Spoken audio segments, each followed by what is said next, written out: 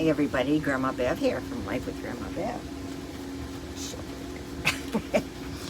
And today I'm going to talk about something that I have mentioned in other videos of mine. And I wanted to provide you more information just to let you know where I got that idea in my head from. Now this is all my opinion, okay? And the subject matter are burning candles, scented candles, harmful to your pets? Now I've got two articles I'm referring to. One is from a veterinarian's group and another is from another, it didn't show it, but it was from another vet's group.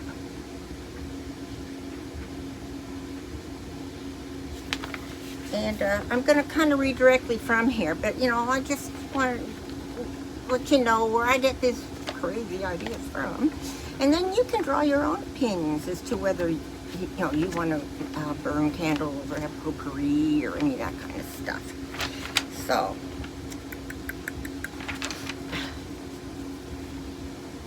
it says use caution with scents around your pet. As a general rule, it says cats are often more sensitive to the potentially toxic and other dangerous effects of essential oils and other scents than dogs are, but it very much depends on the scent, the delivery method, and the pet. If you plan to use any of the items that I'll mention down here, please be aware of the potential problems of doing so and take the necessary precautions so they don't wind up sickening or injuring your pets. Let's see. Okay, essential oils. Some people want to use essential oils on or around cats. I mean, we all know why. I mean, I was burning candles like all afternoon, in case there was a scent of cat pee, from her litter box, even though we keep it real clean here. It says, however, it says essential oils on or around cats. However, this can be quite dangerous. The concentration, in other words, the amount of dilution and the type of oil are extremely important, but so too is the quality of the oil, the ventilation in the room, and a host of other factors. If ingested, such as after getting on your cat's fur, like say if they lick something that's, that's had that maybe your candle dripped on or your oil dripped on, and you know how they like to lick. After getting it on your cat's fur and then licked off during grooming, certain essential oils can cause digestive upset, neurologic problems, and other more serious concerns in cats. And this is not to mention the irritation these oils can cause if they come into contact with a cat's sensitive skin, or the way some oils could lead to irritation of a cat's sensitive nose or lungs. I'm going to put down below who it is that, where these articles are from. Give them credit for it. Because I don't care, I'm monetized, but this is kind of, to me, I feel like a public service announcement. And it's my opinion. If you choose to use essential oils, they should be heavily diluted to reduce the impact on your cat. So then we get to potpourri. I hadn't even thought of potpourri. The scent of dry potpourri, though not immediately harmful to cats, can be quite irritating to their sensitive noses. But if your cat nibbles on some of the potpourri, it can cause digestive upset or even a digestive obstruction, which could require surgery to remove the stomach or intestines.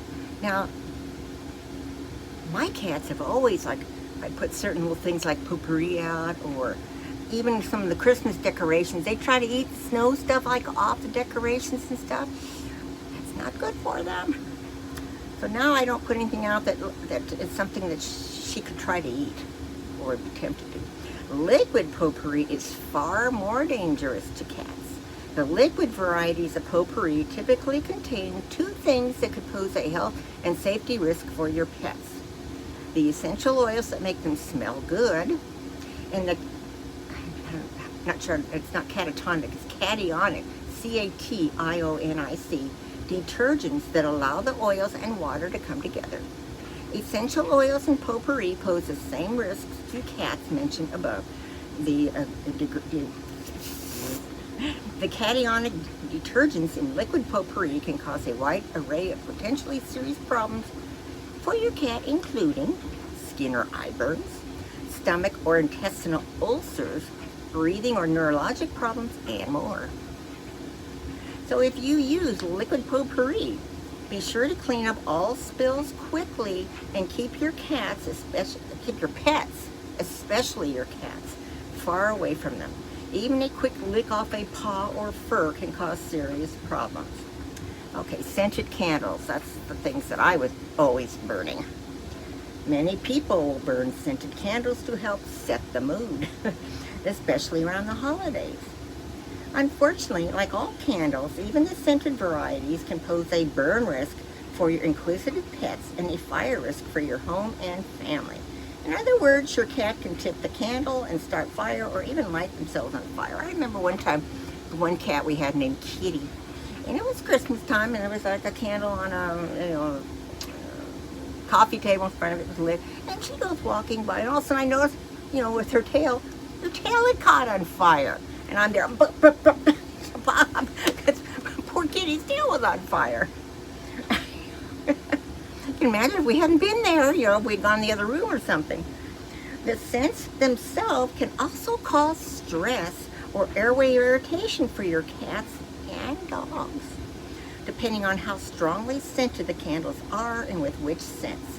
As for which scents your pets are more likely to be okay with, beyond the fact that citrus scents tend to not be crowd favorites with feline citrus, they're really, my staple covered up part of it, isn't a general rule here. Just like people, cats and dogs can all have their scent preferences and aversions, so it's kind of a trial and error thing.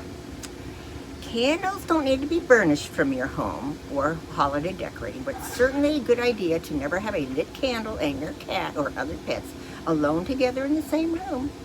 Even better, you can use flameless candles, which will also eliminate the candle's smoke, which can irritate a cat or dog's respiratory system, leading to worsening of any existing asthma. I didn't know animals got asthma, bronchitis, tracheal problems, which are windpipes, and other conditions.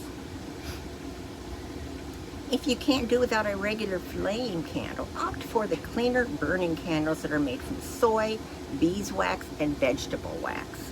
Avoid those made from or with paraffin, as that can release more potential impurities and irritants that can bother both your and your pet's respiratory system. So yeah, it's harmful to humans too, but when I was reading up on all this, the only studies that have really been done on the effects on humans are studies done by the companies that make the candles. So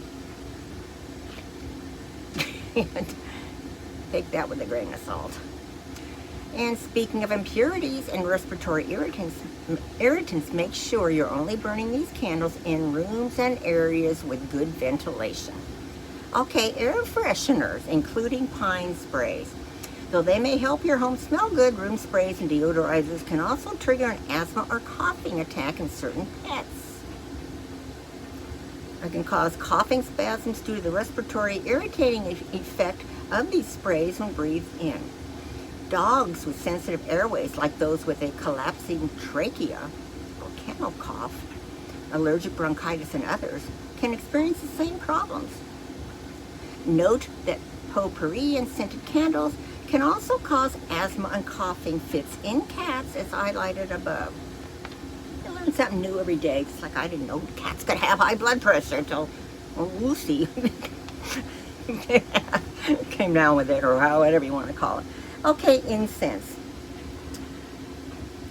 Though it's a popular way to add a pleasant scent and feeling of zen to many homes, incense combines many of the worst qualities when it comes to harm for cats. Cats can be extremely sensitive to smoke, which is a major factor in worsening and perhaps even causing cat asthma and other respiratory conditions. To make matters worse, the aromatic plant materials and essential oils used to create scent in incense can also lead to all the other problems mentioned above. So alternative scents, it's C-E-N-T-S, that are safe for cats and dogs. If you live with cats, there's a good chance that there are unpleasant smells in your home you'd like to mask. Before you go looking for something to light or spray to cover up that smell, take a few simple house cleaning steps to eradicate and prevent those nasty smells in the first place. Never spray that stuff on their litter. Oh, I mean, that's a way to get them to quit using their litter box. I'll tell you that.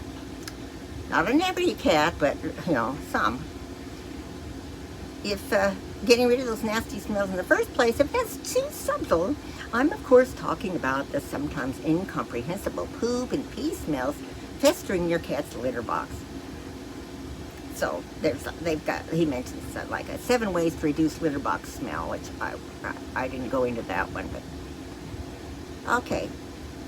And they mentioned something else to do, but let's see what's on this other article. Is anything that... So some scent implicit products can be toxic to dogs, cats, and birds. Essential oils.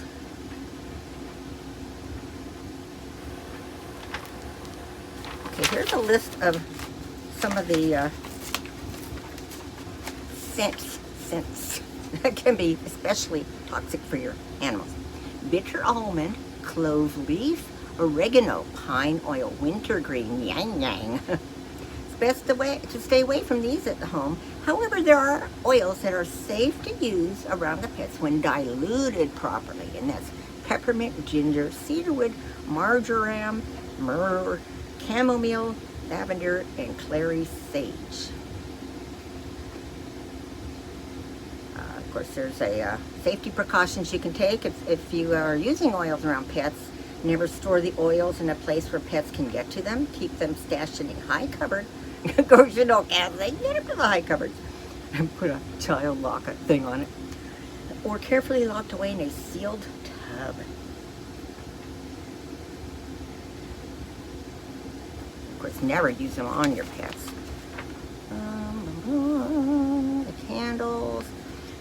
Some candles contain the paraffin, which is a petroleum-based wax. It can release carcinogens, agitating respiratory and heart problems. Now see, that's for humans too. Scented candles are loaded with chemicals. According to the American Chemical Society, they can contain from 800 to 1,500 chemicals, each with unique profiles and characteristics depending on the scent. While candle manufacturers protest otherwise, there are indications that artificial fragrances as well as paraffin-based candles can cause illness in pets and people. And of course, you know that they, in 94, when it's manufactured, we're required, in the United States, we're required to have a wick that comes from cotton or paper, because they used to have lead. You can imagine that burning. So if they're not infused with artificial fragrances, some safer varieties of non-GMO candles include soy, blue corn, and beeswax. So that's a lot of information to absorb, but like I say, it's these are my opinions. I would rather be safe than sorry. I love my little fur babies, and you know, I can do without having stuff burning. I mean, I love them too, but what the heck? I want to keep my babies alive as long as I can, because you know, with your fur babies, you're usually with them when they cross over the Rainbow Bridge, and that's a hard thing to go through. You can't help but wonder, did we do something? You know, what did we do wrong where they got this cancer or respiratory problem or kidney problem? You know, I just do one more thing to try to help keep my Lucy healthy. So feel free to make comments below. Don't call me nuts or crazy. Just, you know, keep them positive. I mean, I respect your opinion too. share, like, subscribe. And I hope this is all can all benefit all of you, and that make your own decisions. What do you think, bud? Rick agrees. I love you all. Bye.